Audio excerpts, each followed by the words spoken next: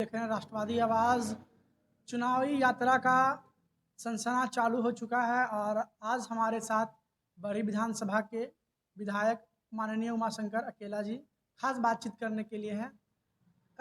विधायक जी, सबसे पहले तो चुनावी यात्रा कार्यक्रम में आपका स्वागत है।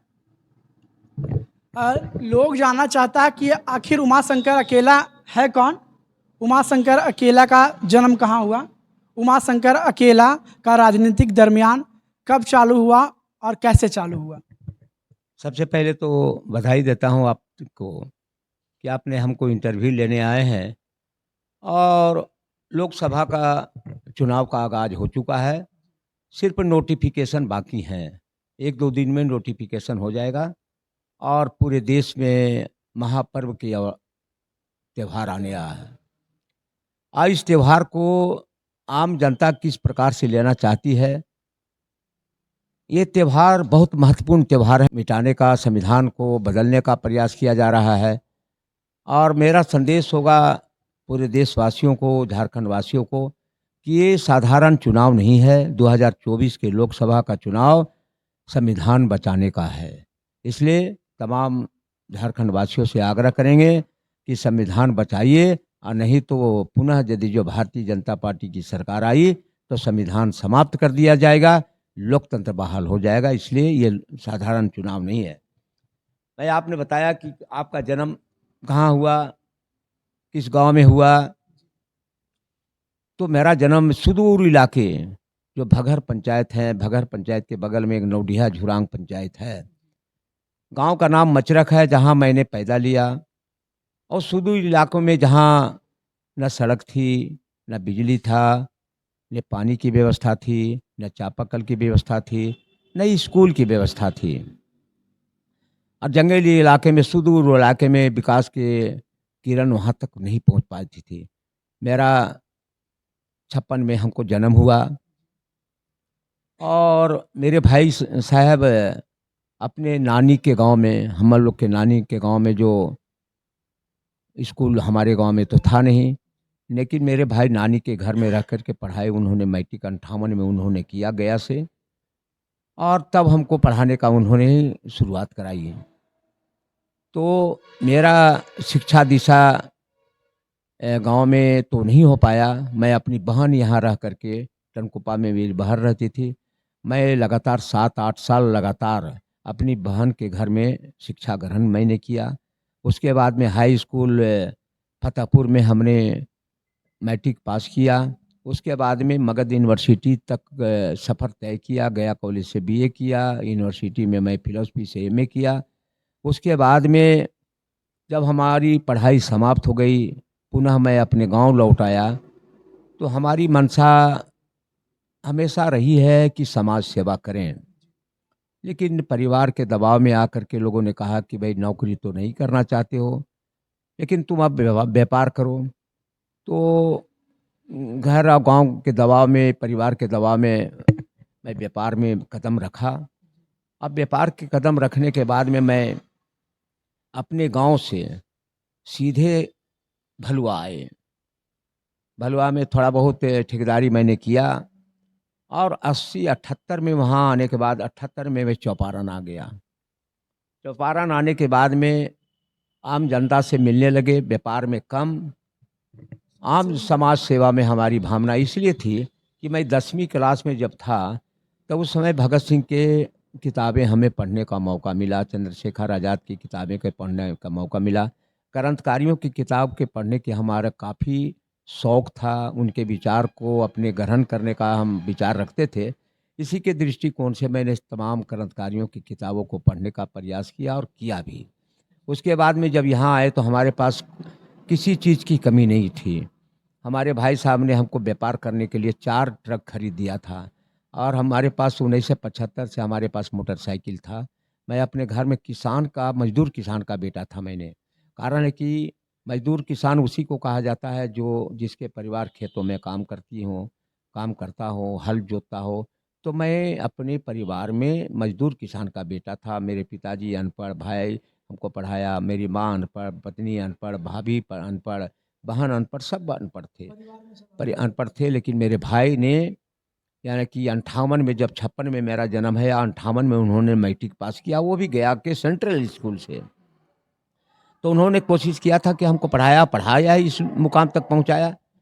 तो मैं यहाँ जब आया तो व्यापार में कम, मैंने यहाँ की परिस्थिति को आकलन करने लगा कि मानव के ज़िंदगी क्या है, यहाँ के रहन सहन के क्या है, यहाँ के गरीब लोग कैसे रहते हैं। कारण है कि मेरे दिमाग में आया था, एक बार बात आई यहाँ कि सेवा सबसे बड़ी पूजा है। आप मंदिर जाते हैं, मस्जिद जाते हैं, गुरुद्वारा जाते हैं, गिरजाघर जाते हैं, चर्च जाते हैं, सभी लोग जाते हैं। लेकिन मेरी इच्छा हुई कि सब जगह जाना है, बहुत अच्छी, हम नकारते नहीं हैं।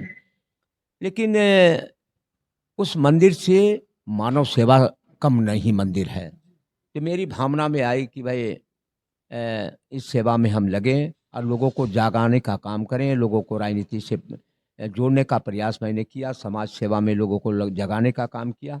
लगातार मैंने 80 से लगातार इस क्षेत्र के एक गांव, पूरे विधानसभा के एक गांव में जाके गया, अपने समाज के लोगों को उत्थान करने में हमने प्रयास किया। मेरे क्षेत्र में यादव समुदाय में एक कुरीतियाँ थी, एक लड़की को शादी किया, दूसरा उसको छोड़ करके दूसरा शादी कर दिया। तो पहले मैंने इस कुरीतियों को समाप्त करने का मैंने संकल्प लिया। और संकल्प लेने के बाद में बरही में, चंदवारा में, चौपारण में, इटखोरी में, चतरा में, सारे जगह एक कल्याण समिति बनाया। अब बना करके लगभग बरही, चौपारण, इटखोरी में 3000 लड़कियों के उसको ससुराल पहुंचाने का मैंने काम किया। इस आंदोलन में काफ़ी हमको प्रताड़ना मिली। मैं बरकट्ठा में जब गया था लड़की के पंचायती करने के लिए, तो हम पर लाठी बरसाई गई। उसके बाद में हम इटखोरी में एक नून गाँव है, वहाँ मैं गया, वहाँ पर रात में हम लोग पर लाठी बरसाई गई। उसके बाद में हम लोग तिलैया डैम के पास कांटी, हमारे लोग गए थे, तो वहाँ लोगों को बंधक बना दिया, उसको जाकर मैंने छुड़ाने का काम किया। उसके बाद में ब्रह्मौरिया के नावाडी, जहाँ मैं हूँ, नावाडी की लड़की के ब्रह्मौरिया में शादी था, उसको भी छोड़ दिया। जब पंचायती करने के लिए ब्रह्मौरिया स्कूल के पास मैं गया था, तो हम पर लाठियाँ और मिर्चा बुकनी फेंका गया, लेकिन मैं बर्दाश्त करते रह गया। और जो हम संकल्प लिया था उसको अंजाम तक पहुंचाने का मैं चिंता किया। वो कभी घड़बड़ाए नहीं, सभी यानी कि दुख को सहन करते हुए, अत्याचार को मिटाते हुए आगे बढ़ते चले गए। और सभी समाज के लोगों को, और ख़ास करके मेरे दिल में है कि मेरे गांव में जहां पैदा हुए, तो पहले नर्स नहीं थी। पहले जो भी प्रसव कराने आई महिला को, तो समझिए कि जब मैं प्रसव हुआ होगा, मैं माँ के उदर से बाहर जब आया, तो जब पढ़ाई लिखाई किया, तो ये मैंने सोचा कि उस समय तो नर्स नहीं थी, लेकिन उस समय जो महिला आती थी वो दलित महिला आती थी। और हमारे दिमाग में आया कि पहला दूध मैंने उस दलित महिला को पिया। लेकिन जब मेरे दिमाग में आया उस दलित महिला को दूध पीने के बाद में, तो वहाँ हम रहे नहीं। 17, 18, 20 बरस के अंदर में मैं यहाँ चौपारण आ गया। तो उस दलित महिला का कर्जा मैंने नहीं उतारा। ये मेरे दिमाग में आया कि यहाँ के दलितों को हम सम्मान दें, और दलितों के बारे में सोचने का काम किया। इसमें हमारे बहुत सारे लोग, ऐसे नहीं है कि किसी जात को हमने अनादर नहीं किया, सभी जातियों को लेकर के एक समूह हम लोगों ने बनाया, जिसमें आज भी हमारे साथ हैं। 80 से लगातार हमारे समाज, हम इस कुरीतियों को समाप्त करने में, समाज को उत्थान करने में आज भी हज़ारों लोग हमारे साथ हैं यहाँ, आज हमारे साथ भी चल रहे हैं। तो हमने सफलता पाई, संघर्ष ही हमारा जीवन रहा है। और मैंने किसी भी जात के विरोध में, किसी धर्म के विरोध में, किसी त्योहार यानी कि मंदिर मस्जिद के विरोध में मैं बात नहीं करता। मैं कहता हूँ कि आप मंदिर जाओ, तुम मस्जिद जाओ, तुम गुरुद्वारा जाओ, तुम गिरजाघर जाओ, ये हम रोकते नहीं है। लेकिन ये मेरा संदेश होता है आम जनता को, आम गांव वाले को देखते हैं कि आप पहले, सबसे पहले अपनी माताजी को पूजा करो, जिसने तुमको जन्म दिया। 7 वर्ष तक लगातार तुमको मल मूत्र साफ करने का काम किया, पढ़ाने का काम पिताजी ने किया, और पढ़ाने का प्रेरित पिताजी ने किया, और पढ़ाने का काम गुरुजी ने किया। तो मेरा हमेशा संबोधन में होता है कि पूजा निश्चित तो करो। हम सनातन धर्म में पैदा हुए हैं, तो हमको नकार नहीं सकते। लेकिन सबसे बड़ी पूजा माँ की सेवा है, पिताजी की सेवा है, और तीसरी पूजा हम गुरुजी के करेंगे। वो गुरुजी ने ही बड़े-बड़े मिसाइल बनाए हैं, साइंटिस्टों ने मिसाइल बनाया है। तो कोई माँ के पेट से साइंटिस्ट नहीं बन के आता है, इंजीनियर नहीं बन के आता है, डॉक्टर नहीं बन जाता है, आईएएस, आईपीएस नहीं बनते हैं, उसको बनाने का काम गुरु ही करते हैं, इसलिए वो महान हैं। इसलिए हम उसको नकार नहीं सकते हैं, पूजा उसकी करनी चाहिए जो हमको इस मुकाम तक पहुँचाने का काम करता है। आज मैं यहाँ के गरीब लोगों को, यहाँ की जनता को, चाहे बरही विधानसभा हो, चाहे चतरा जिला के लोग हों, चाहे कोडरमा जिला के लोग हों, हजारीबाग जिला के लोग हों, मेरे विचारों से काफ़ी लोग वहाँ के लोग प्रेरित होते हैं। वहाँ के जनता को मैंने उनकी भावनाओं को कदर करता हूँ, उनको सम्मान देने का काम करता हूँ। और बरही विधानसभा में मैंने पहली चुनाव लड़ा, उन्नीस नहीं हमने 1985 में पहली मैं चुनाव लड़ा।